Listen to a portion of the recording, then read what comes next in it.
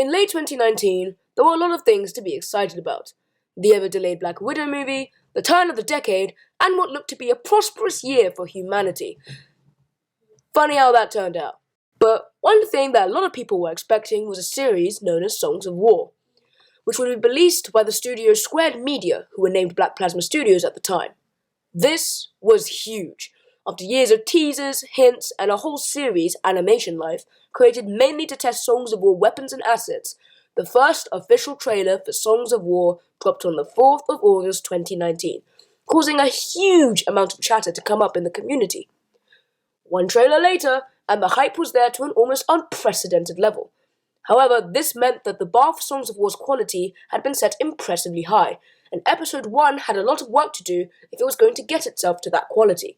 So, did the episode reach the success that it promised, or did it flop, setting a low bar for the series onward? The episode opens with the camera looking over the Great War, as we see soldiers fighting, until it pans upwards to a hill where we see Deathy Boy himself absolutely demolishing soldiers and taking on the Ender Dragon itself. This is a beautiful way to open the episode, immediately hooking you into the throes of this war, as we see one man take out what feels like entire armies, even facing off with an Ender Dragon. The Ender Dragon is, by all intents and purposes, the final boss of Minecraft. Even though they're so easy to beat these days, you don't even need armor to do it. Seeing this mysterious figure facing off against it really hypes up the Death Singer's importance within the story. It's a shame then that this scene is immediately followed up by almost 7 minutes of pure exposition-based storytelling. They really hit the ground running with the show don't tell aspect, and they entirely ruin the beauty of the intro by telling us about it. Luckily, the visuals and the score more than make up for this, but I would have much preferred if they had immediately gone towards the Thalius-Hawken plot, and drip-fed us knowledge of the Great War throughout the season in a way that would feel more cohesive, almost like a mystery.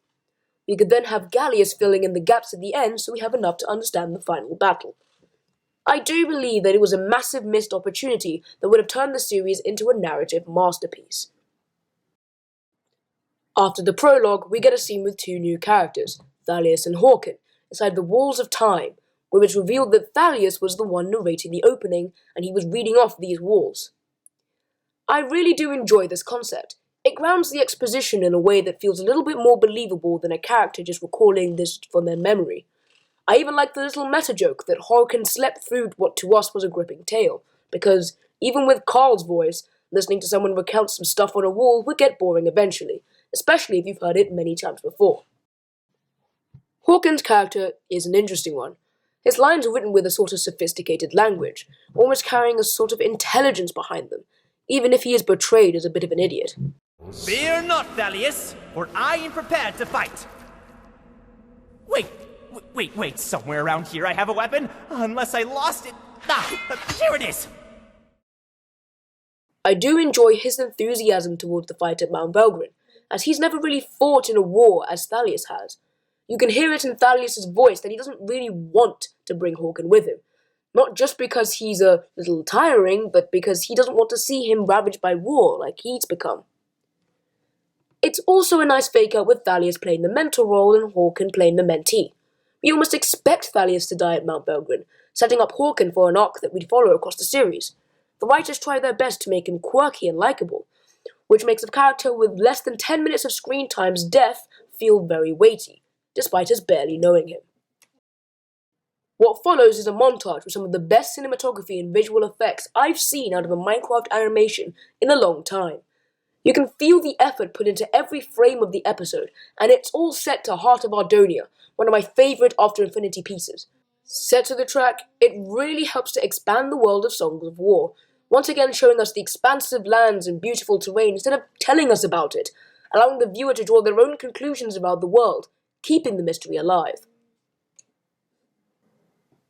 Thalius and Hawken arrive at Mount Belgrin. This is the place where there have been reports of enemies known as the Voltaris. The atmosphere is tense. I really love the stark contrast between Thalius' stone-cold, silent demeanour compared to Hawken's bubbly enthusiasm.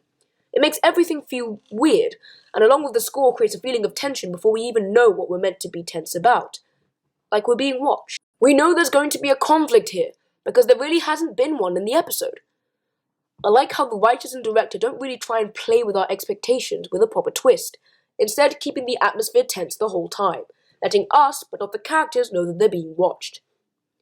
Eventually, after finding out the Voltaris are still here, we get the awesome reveal of Tigran standing behind Thalius. I love how this shot is framed, the depth of field moving back to bring Tigran into focus. The contrast between the blue and red also helps to provide a clear moral compass between our hero and the villain, who is played by Lucas Webley. Lucas does an astonishing job giving Tigran menace, as he speaks to Thalius. When he says the word champion, you can almost feel countless years of hate transferred through that word.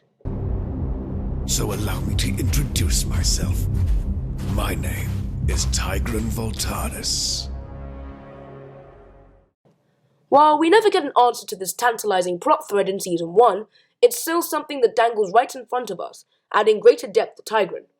The fight itself is absolutely stellar, with amazing choreography by Zillion, along with the almost tribal feel of the drums as Thalius and Tigran duel amongst the Voltaris, as the Voltaris look down. It feels like a test of strength as Thalius repeatedly gets the upper hand until being knocked down by Tigran. I like the setup before Hawken's death. The camera work and constant cutting between Thalius reaching forward and Tigran wanting to kill Hawken keeps this sense of dread. You really feel Thalius' struggle to reach the blade, and you hope that he gets it to it in time. Except, he doesn't. The music goes quiet and somber as Thalius sees Hawken's body hit the ground, goes forward for an all-out attack, and is taken down by Tigran.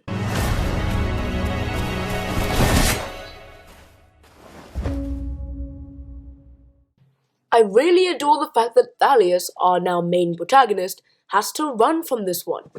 It really helps immediately sell the impact Tigran will make on the story, even if he is eclipsed by the Death Singer in Seasons 2 and 3.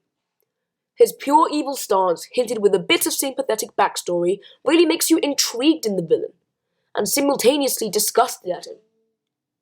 Normally, it's difficult to write a pure evil villain this way, in that they still have a tragic backstory driving them, but it really works well with Tigran, cementing the Voltaris as the big bad of the season, even though we see them less than the other villains, which really shows how brilliant everything going into that first Belgran fight is, allowing Songs of War's first episode to cement the series with a very, very amazing start. Next time, it's the funny one with the thieves.